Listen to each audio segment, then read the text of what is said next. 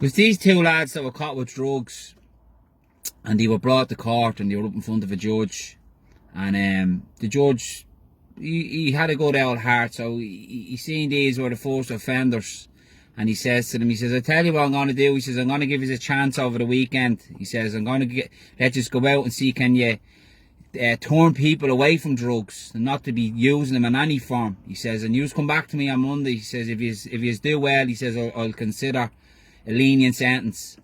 So the weekend passed. Monday morning comes, the two lads arrive into court, stand up in front of the judge. The judge goes, right, first lad there, how did you go on the weekend? He says, Your Honour, he says, great. He says, I went out, he says, I'm after persuading 50 people never to take drugs again in their life. Never to have anything to do with drugs at all. And the judge was, wow, highly impressed. He says, how did you manage to do that? He says, well, Your Honour, what I done was, he says, I draw 2 circles.